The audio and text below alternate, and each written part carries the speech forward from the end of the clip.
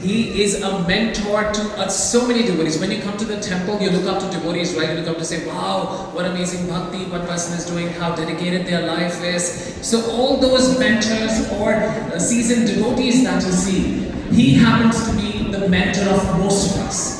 He's a very fatherly figure, but not necessarily he used to look like a father. So let me talk about him in a chronological manner.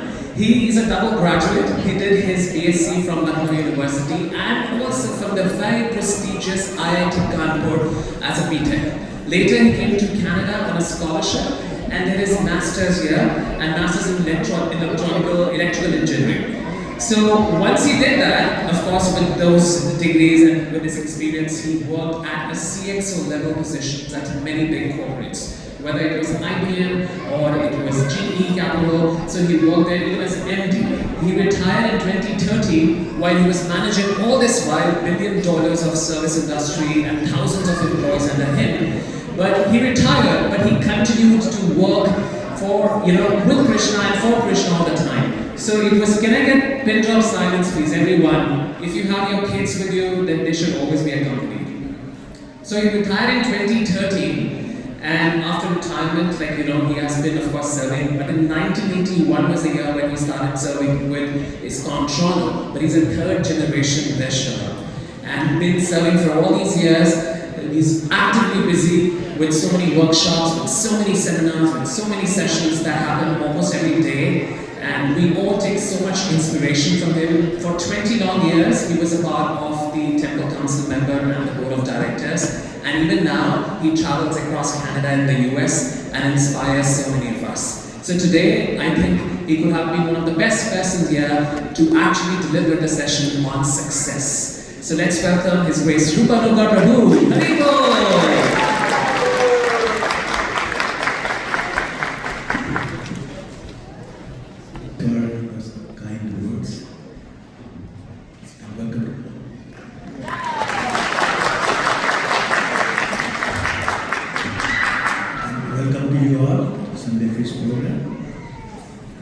We'll start with the prayers. That's called Mangalacharan prayers. And we start the class, as Prabhuji said. We talk about what is success.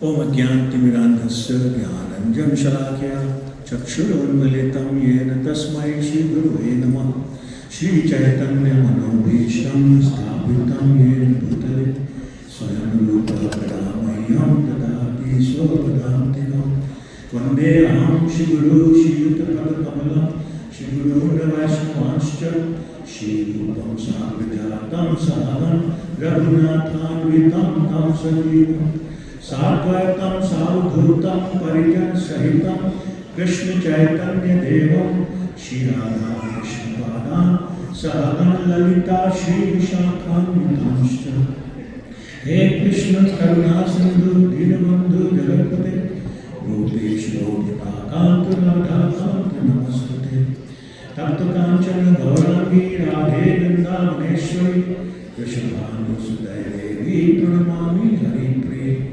Vancha Kalpatarubhyascha Kripasindhubhya Evacha Patitanam Pavanebhyo Vaishnavebhyo Namo Namah Jai Shri Krishna Chaitanya Prabhu Nityananda Shri Advaita Gadadhar Srivasadi Gaura Bhaktivinoda Hare Krishna, Krishna Krishna, Hare Hare Hare Ram, Ram Ram, Hare Hare Om Namo Bhagavate Vasudevaya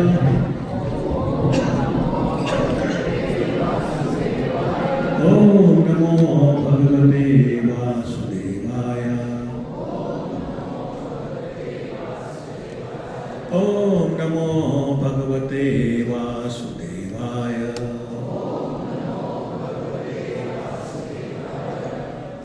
Hare Krishna. So once again, welcome. I'm going to start with asking you a very silly question. And the question is that there are approximately 8.3 billion people in this world. How many of those 8.3 billion people do you think are determined to fail in their life? Like like I said, silly question because the answer is zero and we all know that. Nobody wants to work hard to fail. In other words, we all want to succeed.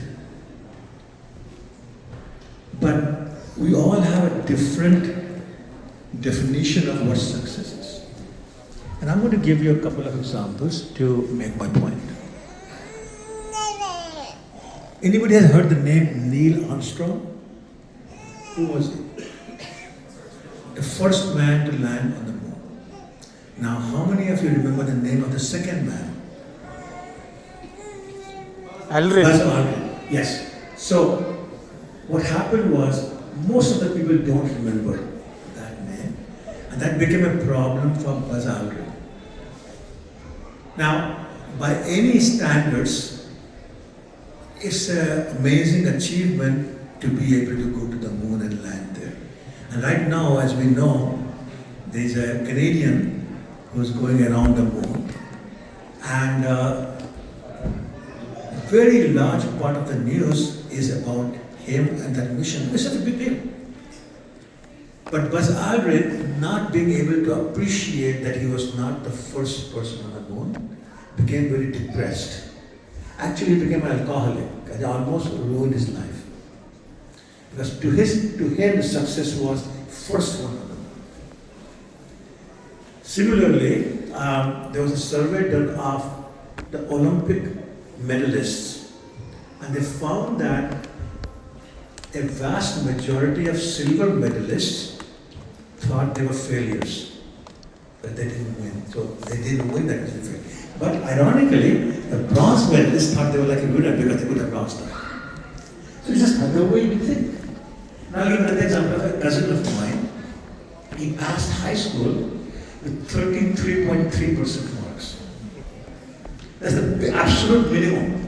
And he was thrilled, he was dancing with joy. At the same time, another friend of mine missed his first division by 2 marks and he was crying. So again, different definition of success. Right? And it's not surprising that different people have different definition of success because we all have different nature, we have different background, we have different life experiences, different family background, different values, different preferences, different proclivities, so many differences. So we all have our own definition of success. Now, if you went out to youngest grade and surveyed, told people walking on youngest grade, what is your definition of success? Somebody will say money, somebody will say power, somebody will say position, somebody will say beauty, or they'll all have their own definition. Now, anybody wants to volunteer what your definition of success is? Contentment. Very good. So, actually, devotees have different definition of success. But materialists have different success. But they all live here, so they all have their own definition of success. We have different values, we have different goals, and therefore different definitions. So now, the question becomes, is it possible that you succeed by whatever your definition is, but you are not happy? So unhappy, successful. Right? And I'll give you some examples. When you are not unhappy, you feel unfulfilled. And when you feel unfulfilled, you become depressed because there's something lacking in the life. I'll give you some examples. Anybody heard the name Deepika Padukone? Very famous Indian actress, right? She confessed being depressed. So beautiful, so rich, so famous, so much influence. Depressed. There's another name, Robin Williams. I don't know, a Hollywood actor, committed suicide. Very successful, very influential, committed suicide. Michael Jackson, Matthew Perry from Friends, overdose on drugs. Very successful people, but depressed and not feeling fulfilled, not happy at all. They did a survey of the CEOs of some large corporations. They looked up about as high as you get in the corporate world. 37% of them were depressed. That's more than 1 out of every 3. So what's happening? They must be lacking something. They have the power, they have the money, they have the influence, some even have looks, but something is lacking. So what is that? So we'll talk about that, and that's really the topic of today's discussion.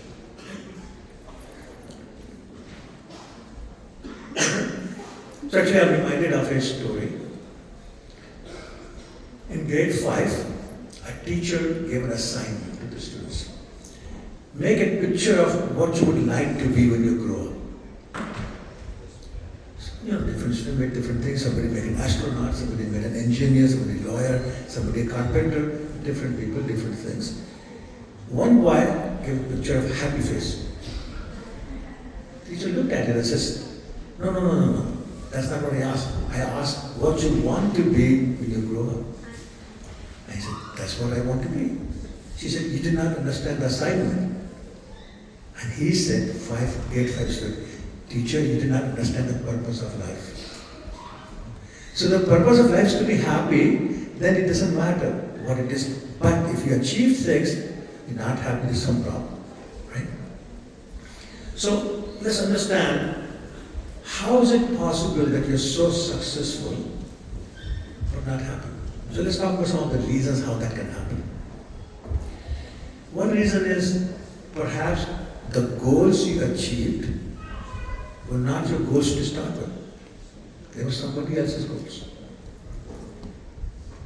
And I remember when I was a student, sometimes there was an exam paper that was basically multiple choice. And you give the answer A, B, C, option A, B, C, or option 1, 2, 3.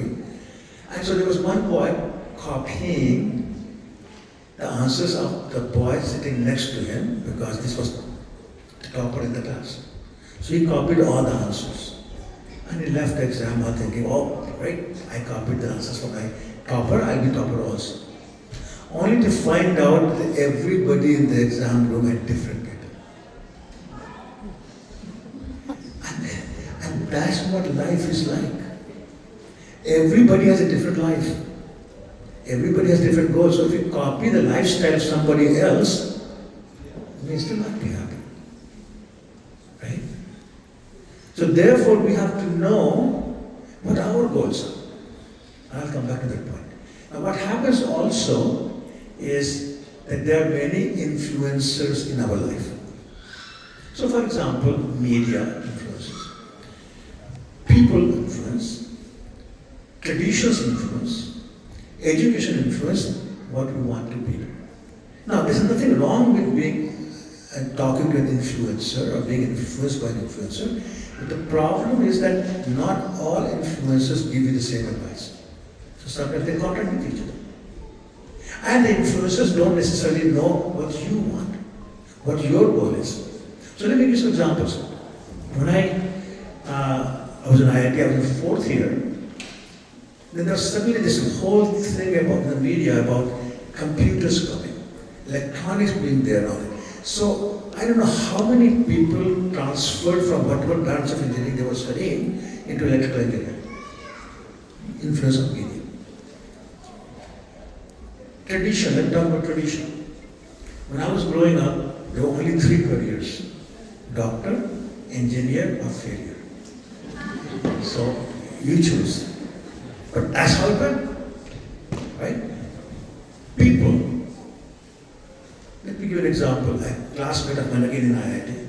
So in those days, IIT was 5 years, not 4 years it is now. So we studied engineering for 5 years. He was my classmate. Then I came to East Coast, he went to West Coast in Canada, did his masters. After that, I lost touch with him. Then about 10 years later, I met somebody, a mutual friend. I said, how's he doing? And he said, he's in med school. What? 7 years of engineering, now 7 to 10 years of med school, what's going on? And he told me that his father did not want him to become a doctor. He forced him to study engineering. So this poor guy wasted 7 years of his life being unhappy just to make his father happy. And then spent another 10 years trying to become a doctor. So wrong influence again. So we talk about media, we talk about people, we talk about tradition, and again, education. Once again, you decide what kind of education you're going to get, and then that has an influence on the future. So the point I want to make is that we should know what our heart desires. We should be able to hear our heart and not be influenced by those who are telling us things that we don't want. Now, it takes practice. It's not easy to listen to our heart. So that's why our scriptures recommend, we should do introspection. We should meditate. We should study scriptures to understand who we are, what we really want to do in life, and not be influenced by those. Second point is that many people, they are successful but unhappy or unfulfilled, mainly because what they forgot was that success really is a journey. So getting to your goal will make you happy or unhappy depending upon how you got there. So for example, if in trying to get to your goal, you burned all your bridges, you ruined all your relationships, if you lost respect for yourself, or if you lost everybody else's respect for you, then when you get there, it's not going to feel good. Something's not going to feel good. And we read in Bhagavad Gita, in the first chapter, Arjun is saying, Krishna, I don't want to fight. And in answer to the question why, he said, if I have to get this kingdom by killing my grandfather, my uncles, my cousins, my friends, and all those people I know, then it's not worth it. I cannot enjoy the kingdom when my hands are colored with the blood of all these people. So he didn't want to get that goal by using that process, but that's what he was being encouraged to do. I'll give you another example. I have a friend, and he confided to me, this is many years ago. He said, for the first 10 years of the life of his children, he did not see them standing up. Because he would leave early to work, they'd be sleeping. He'll come back late from work, they'd be sleeping. 10 years, can you imagine? And a psychologist will tell you that your bonding with your children is done in the first 7 years. After that, it's too late. Which means that he lost that opportunity to bond with his children, and I don't know what kind of relationship he grew up with his children, what they think of him. And I know many cases where children do not care for their parents. And they say that very openly. Why? Because that bonding, for whatever reason, did not happen. So this friend of mine lost that opportunity. And another friend, he told me that for the first 2 years of his marriage, he would meet his wife at the airport only. She'll be coming in from somewhere, he'll be leaving, or he'll be coming in from somewhere, she'll be leaving. What kind of marital relationship is that? So even if, and they were making really good money. But even making lots of good money, living in a big house, have many cars, what's the use if there's no relationship with your wife? There's no relationship with your children. So point is, success is a journey, and it depends very much upon how you get there. To decide whether you feel fulfilled or not. Okay. Another point.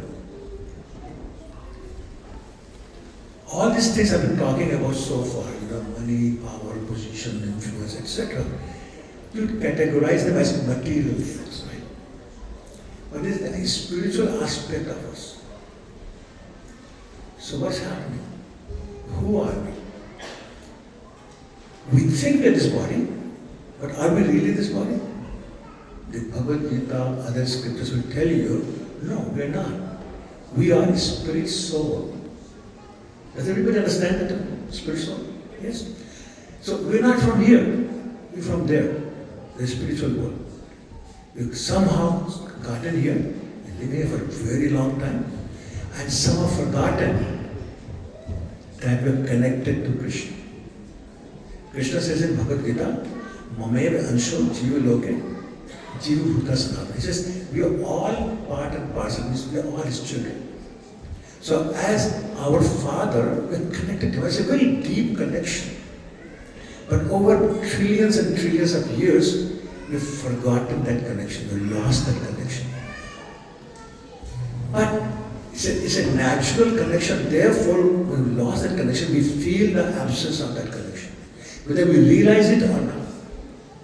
So similarly, whether we believe it or not, whether we agree or not, whether we understand or not, but we are a spirit soul, living in a material body in the material world. So it is not like we are human being having a spiritual experience. No. We are a spiritual being having a human experience. Does that make sense? So, because that's who we are, that's our real identity. The rest is a role. We are father, we are mother, we are brother, sister, we are manager, we are employee, on and on. Those are our roles. But our identity is that never changes, and that is very spiritual. So therefore, unless the soul is happy, we cannot feel fulfilled. I know that's confusing. Let me give you an example. When I came to Canada, and that was 1969, 57 years ago, I decided that I was going to become a Canadian, become totally assimilated. So I worked, very hard becoming a Canadian, and I was so successful that my friends, my Canadian, the white-bodied Canadian friends would say that I was more Canadian than them. And so I was living a Canadian lifestyle, I was wearing Canadian clothes, driving Canadian cars, eating Canadian food. But I realized that as I was enjoying my mashed potatoes, hash potatoes, fried potatoes, baked potatoes, and pizza and pasta and all that, what was I craving for? Roti, dal, sabji, chawals. I love cheesecake, and I still do. But जो मजा रस मलाई में किसी cake में, you cannot enjoy cake as you love enjoy the rest. Why? Because I'm Indian. There was a song, very old song. मेरा जूता है जापानी, ये पतलून इंग्लिस्तानी, सिर पर लाल टोपी रूसी पगड़ी, दिल है हिंदुस्तानी. So I'm an Indian at heart. It doesn't matter how long I live here. I love Canada, don't get me wrong. But I am Indian at heart. So when I go back to India, and I used to try to go almost every year, somehow I'm more at ease, I'm very comfortable. It's like I belong here, everybody else around me belongs here, that's who I am. Same thing with us being the spirit soul. We can deny all we want. We can express lack of understanding of all we want. We can say we don't believe it. But the fact is, we are a spirit soul, living in a material body in the material world. We're not from here. So therefore, unless we're doing something to satisfy and make the soul happy, we're not going to be totally happy. Look at it this way. Because we believe, and we actually believe, that we are this body. But in reality, because we're spirit soul, and we are. So it's a combination of both. So we have to look at ourselves as an integrated entity. A spirit soul is living in a material body with all the material desires and all that. But the real need being satisfaction of Krishna, which means a connection with Krishna. So therefore, when we look for success, we have to look for integrated success, which means we have to be successful at the material level, and at the same time, we have to be successful spiritually. Does that make sense? Okay. So, what Krishna says in Bhagavad Gita is that we have different roles to play. And I was saying that somebody is a manager, somebody is a parent, somebody is a warrior, somebody is Kshatriya, Vaishya, etc., etc. They have a role to play. And as a matter of fact, in chapter 18 of Bhagavad Gita, he says that there is a prescribed duty with every role we are playing, and we must execute our prescribed duties. So therefore, what it means is that if you are a mother, you have to play that role of mother and have that duty towards your child. If you are a wife or a husband or an employee, with each of those is a prescribed duty. And you cannot neglect that. We have to do that. But at the same time, in chapter 8, text 7, Krishna says, Tasmat Sarveshu Kaleshu Ma Manusko Yudhya. He's saying that while you're performing your prescribed duties, remember me and do it all for me. So what does that mean? So for example, you have a job, you're getting X $1,000 of money. If you use that money in the service of Krishna, then you're doing both purposes. You're doing your material duty and you're doing your spiritual. Okay? And that's what's basically called karma yoga. You know, we hear the term karma yogi. Basically, you're doing your work, but you're depending upon Krishna for the results. And you know that's all by the mercy of Krishna. Therefore, as you're doing it, you remember it. Because if you don't remember and become totally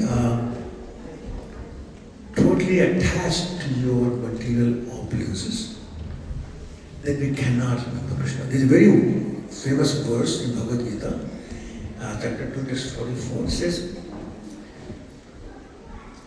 Bhogeswar prasaktana kaya aprajyetsam vyavasayatmaka buddhi samadhanavati. It says that if you become too attached to your opulences, you cannot serve Krishna.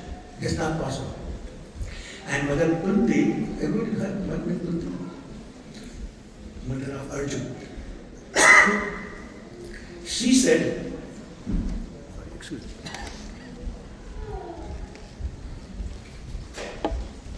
She said, if you're too proud of your lineage, high lineage, or your education, or your beauty, or your money, then you cannot develop feelings for Krishna, which means you cannot develop that connection. So the more we are attached to our material things and material success, the less attached we will be to Krishna and we cannot feel fulfilled. Any doctors? I know this dentist, but any doctors here? Okay, anyway, let me tell you. We all have a hole in our heart. All of us. And that hole is in the shape of Krishna. So anybody done a puzzles, you put 500 pieces together? So pieces have to fit exactly right. So we kind of fill that hole, that's the shape of Krishna in our heart. It won't fit. You put all the money you want, all the material things you want, it won't fit. So therefore, that unfulfilled desire, unfulfilled feeling will be there. So therefore, unless we can do the filling up that hole with Krishna, which means service to Krishna, connection to Krishna, that hole will remain, we continue to feel unfulfilled. So hence, we have to be working on both sides, material side as well as God. There's another point I want to make. Sometimes, actually most of the time, we measure our success by the end result. Excuse me. If I get, grade A in my school, if I get, X $1,000 salary, if I get this position or that position, then that is success to me. But Krishna says something different. Again, we go to chapter 2, text 47. It's a very famous verse. It says, Karmanevadikaraste ma phaleshu karachat. What does it mean? He says you are entitled to do your work. But what is work? Work is our endeavor, action. Work is our intention. And work is what we pay attention to. So action, intention, and attention. Those three things constitute work. So Krishna says you are entitled for that. What that means is that that's in our control. How hard we work, where we put our attention, and what is our intent for that work. That's what determines our work. And we have total control over that. What we don't have control over, Krishna says, Ma phaleshu karachat. We don't have control over the results. Who has the control over that? Who has the control over the results? Krishna. Yes. So he will decide. He will decide what is good. And I'll give you an example. Some students work very, very hard, but they barely manage to get a C. And some students just have great time in life, sports and everything, they get A's. Somebody invests money in the stock market and lose it all. Somebody else invests money and they double it, triple it, quadruple it. What happened? The action is the same. But somebody else is deciding that result. So the sooner and the more we accept that, the more fulfilled we feel, because if you have done your best, you can go to sleep nicely and say, I did my best. What happens as a result of what I did is not my control, so why worry about it? Our problem is we worry more about what's not in our control and less about what is in our control. Right? So we have to get our priorities right, we have to get our understanding right that our work, our endeavor, which is the action, intention and attention is in our control. Let's fix that. And let's depend upon Krishna for the results. Now, Krishna is not always going to give you the results you want. Right? But if we develop the understanding that Krishna says in Bhagavad Gita chapter 5, text 29, Surhedam Sarvabhutana. I am your friend, I am your well-wisher. I won't do anything that's really bad for you. This is Krishna saying that. And do we believe Krishna? Yes, no? Yes. Yes, so we believe Krishna. So if he's saying that, it must be right. So therefore, when we get a no from Krishna, we have to believe that he's saying no today for a bigger yes tomorrow. He's closing a door today, he probably is going to open a bigger door, better door for me tomorrow. Right? If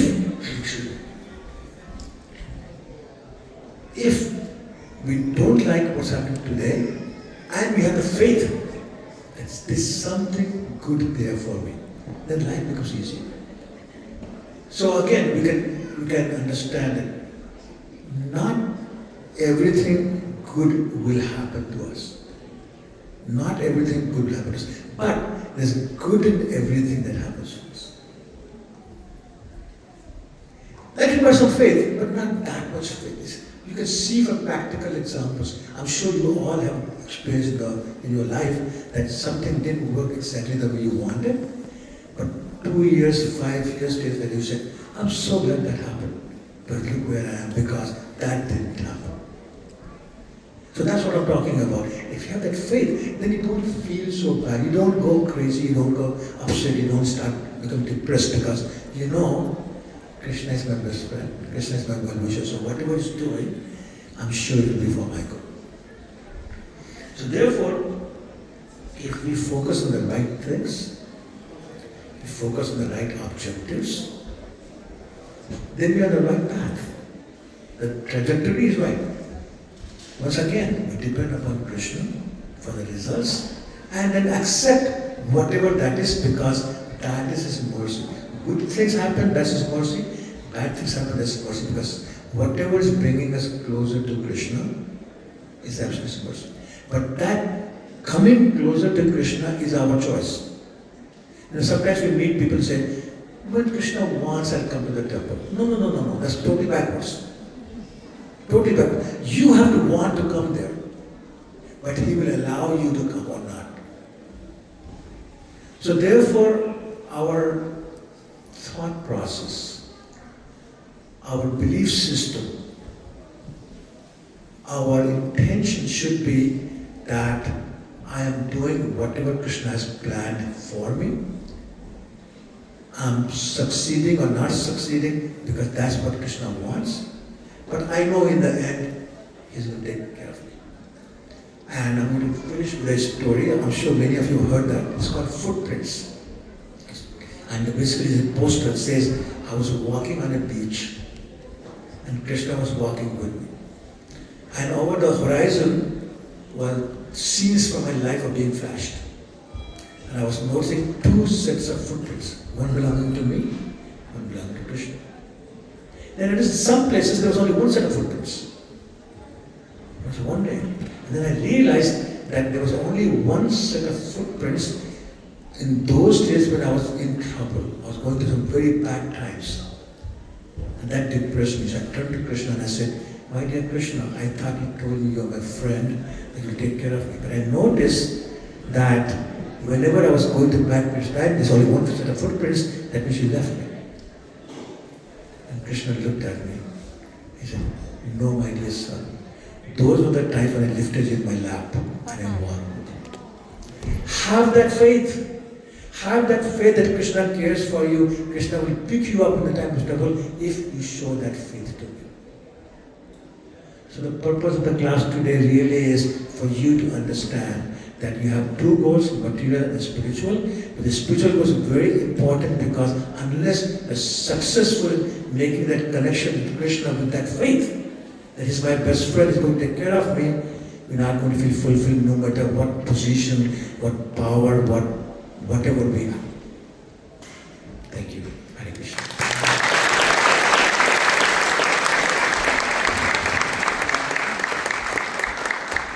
Hare Krishna. So, is there a question? I can take one quick question. Anyone? Alright. So, you have a question? Yeah, go ahead. Go ahead, speak loudly.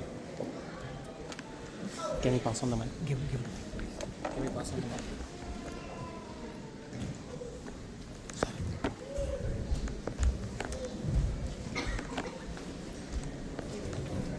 Hare Krishna. I really resonated with what you said, so thanks a lot for that. My question is, how about even going to the concept of good and bad, which is out of the duality, because it's just what's happening is different, and whether we get wounded by it, instead of learning it and transcending the limiting belief that we have that we are identified with it. Because at last, the understanding is that we are identified with something that we are not. As a result, we are clinging to get that, and we are defining good and bad on those parameters.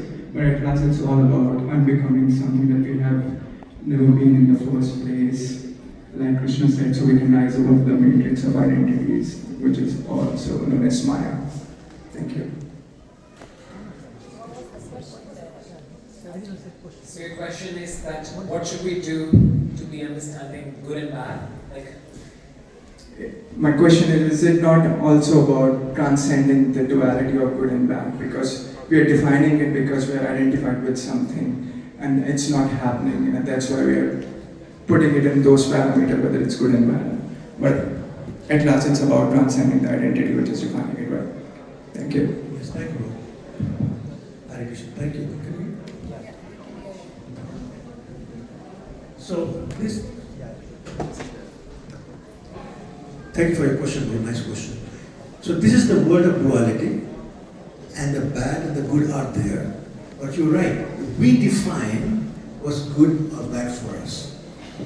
What we're talking about is that regardless of that definition, what's good for you in the long term, because long term means your soul, your spirit soul.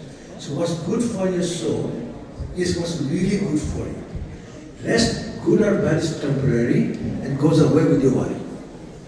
And doesn't matter by anybody's definition, good or bad in the material sense is temporary, it's not going to last. It's like seasons changing, it comes and goes. But what's good for your spirit soul is the long term, so the real benefit is there. Right? And in that, basically the definition is given in the scriptures that whatever is consistent with the scriptures is good. Whatever is against or in opposition of the scriptures is not good for you. Again, talking about the spirit soul. So that should be our definition in the long term. But in the short term, everybody will have different definition of good or bad. So like for example, somebody who is in the business of robbing, he thinks robbing is great. Somebody who is gambling thinks gambling is great fun. Again, you are not in gambling shape. My God, that's terrible. That's against some regulated principles. So everybody has a different definition. But my point is, it doesn't matter what your definition is. You live with your definition, and the bad and good basically decide, your temporary benefit or long-term benefit. I don't know if I'm answering your question, but that's basically the mode of duality we live in, and we decide what's good for us, what's bad for us. Thank you. I can talk to you later if I didn't answer your question. Thank you, Prabhuji. Thank you very much. Like Prabhuji said, for the karma, so by my words, action, intention, and attention, I want to express my gratitude towards you and from everyone's side. So thank you so much for this wonderful session. And like you said, that the results depend on Krishna, and I think for his devotees as well. So if you're pleased with us, please keep giving us your association more and more. So thank you, Prabhu. Alright, on that note, I have quick announcements to make before we break for Prasadam. And the announcements are, how many of you know about the Bhakti Academy? Anyone? You know about Bhakti Academy? Any Bhakti Academy students here? Put up your hands. Okay, we have a few at the back. Alright, so Bhakti Academy, for those who don't know, is an in-house academy for young working professionals and students. They get an opportunity to live in the temple, to get the whole ecosystem so that they can progress in the path of devotion. They also continue to work or to study as they are and also perform devotional service. So it's a beautiful platform. In Bhakti Academy, we have the applications open if anyone wants to apply for that. There is a wait list though. Sorry, there's a wait list for men, but we have a few active spots available for women if you want to. Alright, second announcement. We have Lord Narasimha Appearance Day coming up. How many of you know when is it? April 30th. Yes, that's Thursday and it's April 30th. We'll let you know about it in the coming weeks, more about what's the program. But there is a program that's coming on April 25th, and that is Hare Nam Kevalam, which is Garden of Bhakti. So on Saturday, April 25th, we'll have a Kirtan program. So don't miss coming here on April 25th if you enjoy the ecstatic Kirtans here. Also, Iskcon Toronto's Building Improvement Committee is building up this multi-purpose hall upstairs. You might have seen a few of you there.